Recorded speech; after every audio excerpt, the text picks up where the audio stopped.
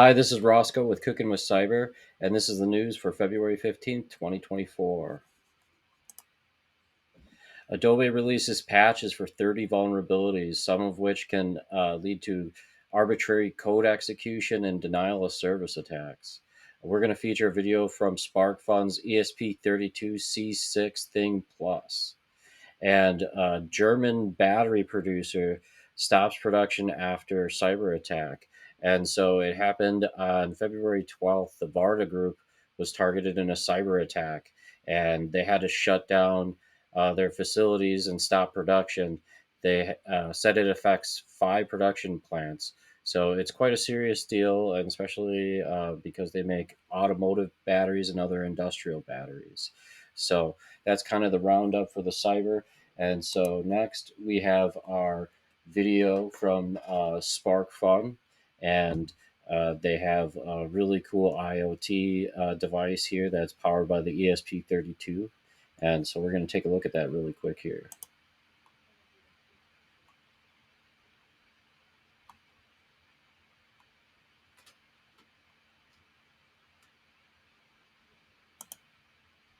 The module we're using on this board is the ESP32C6 Room 1N16, a 32-bit RISC-V single-core microprocessor with 23 multifunction GPIOs, with most peripherals available on any GPIO pin. To what peripherals am I referring?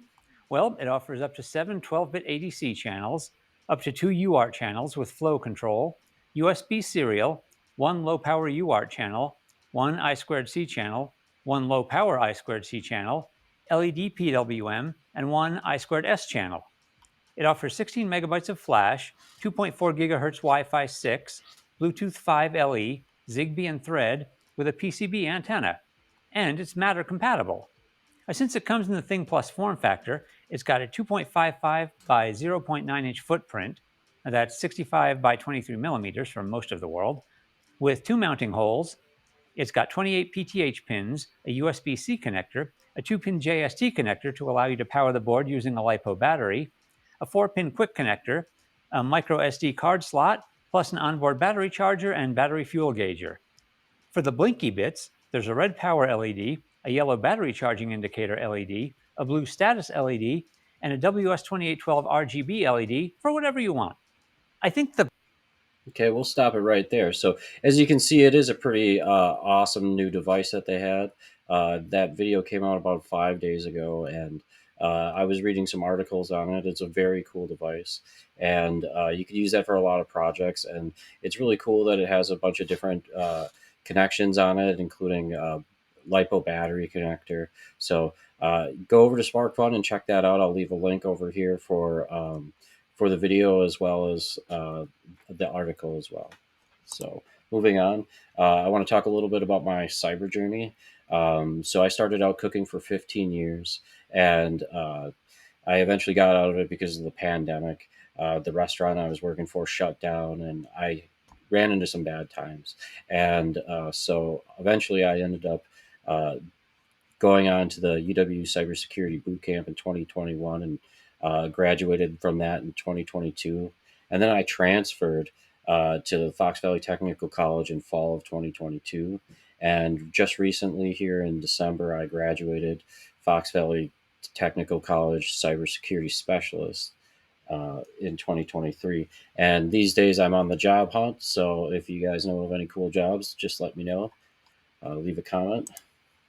And so I want to let people know that I want to hear your journey. I'm looking for people to interview about their journey in IT. Tell me about your past. Tell me what got you into IT, if you got a job or if you're looking for a job, if you're a boot camper like me, if you went the technical college route like me as well, or maybe you transitioned careers, or maybe you're young and you knew what you wanted to do the whole time.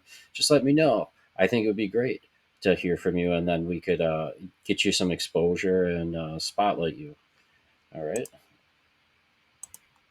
And some guitar news, some cool guitar news. So this guitar was built by a guy named Love Hultén. It's his MIDI guitar, and it features a NESpoly synth. And so that is a synthesizer that makes Nintendo sounds. I'm guessing. and it has a detachable neck. It's really cool. I got a link in the video. I didn't want to do it on here because I already did the other video. So, uh, yeah, it's a really cool guitar. I mean, just look at this. It kind of looks like a Nintendo controller, and apparently, there's some sort of a cat that comes down out here, and it's an avatar, and you can take it out and you can switch avatars. But it's really cool. It sounds really awesome, and the guy who did this he's just remarkable that he would even think of making something like that. So you got to check it out. Check out the links, and yeah, we'll move on from there.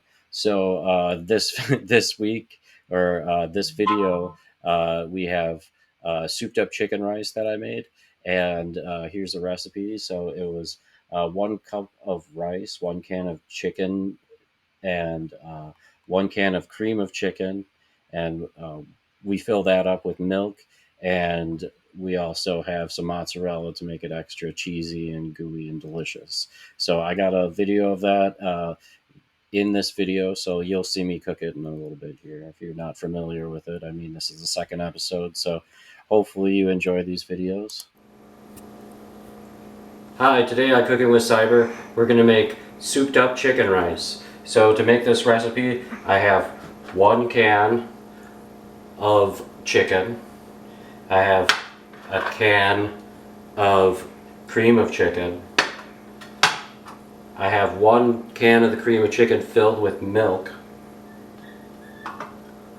I have 1 cup of rice, 1.5 cups of water for the rice to go into the steamer, and then I have a nice healthy scoop of mozzarella cheese to go in at the end.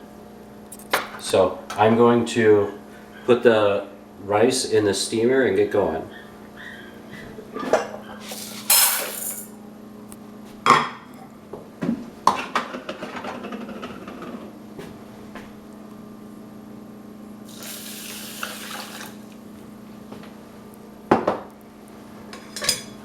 Give it a little bit of stir.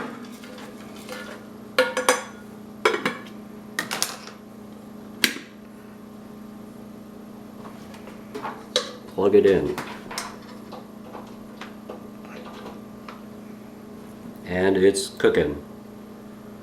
So while we got that going, I'm going to get this started.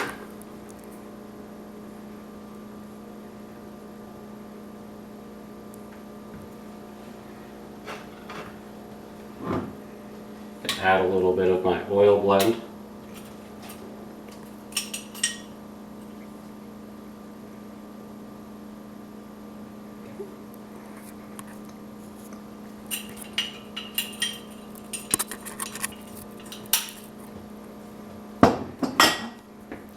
Let it get nice and hot.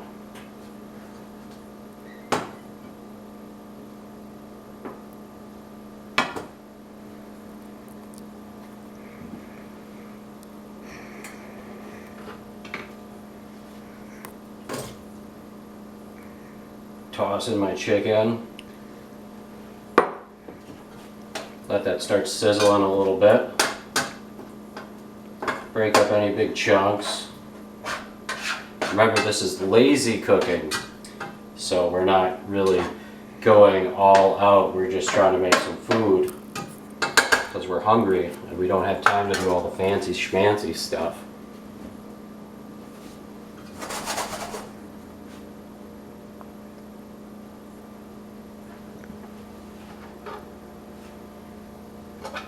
So I'm going to add my cream of chicken.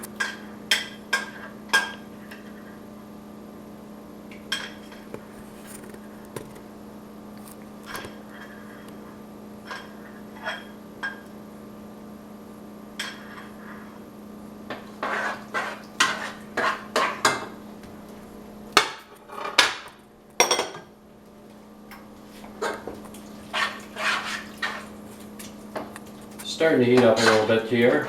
I want to get it a little bit sizzling.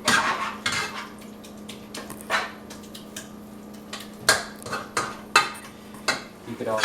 Okay, we're back and we're sizzling over here. I got my chicken and my cream of chicken sizzling in the pot.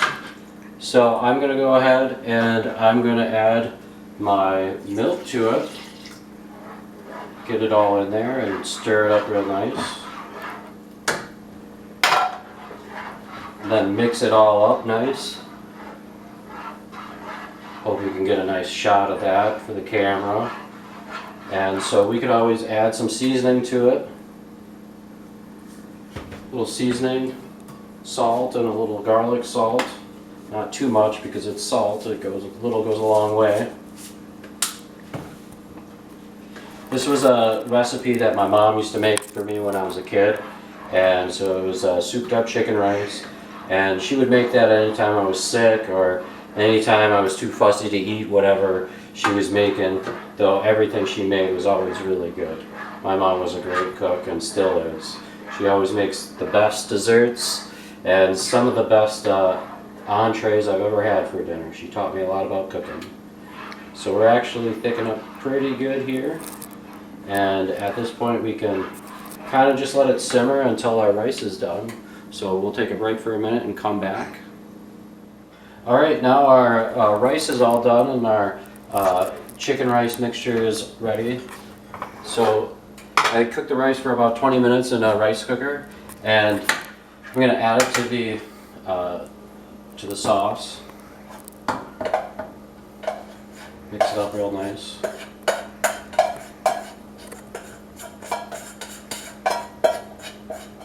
Get all the rice in there that we can. Mix it up. Stir it in. The rice might soak up a lot of that sauce, so you might need to add some little extra milk. It all depends. But this is pretty much the mixture we're looking for. And then once it's all mixed up real nice like that, I'm going to go ahead and I'm going to add my cheese to make it nice and cheesy and creamy and extra creamy and good. So here, I'll add the cheese a little bit at a time. And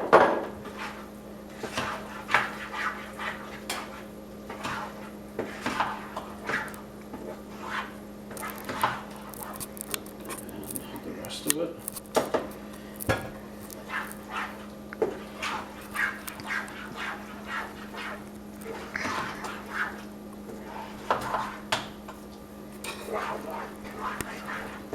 Once that cheese is all done, we're going to kill the heat on it. And that is your souped up chicken rice. So thanks for cooking with me today, and we'll be back with some more interesting recipes. Thanks. Bye.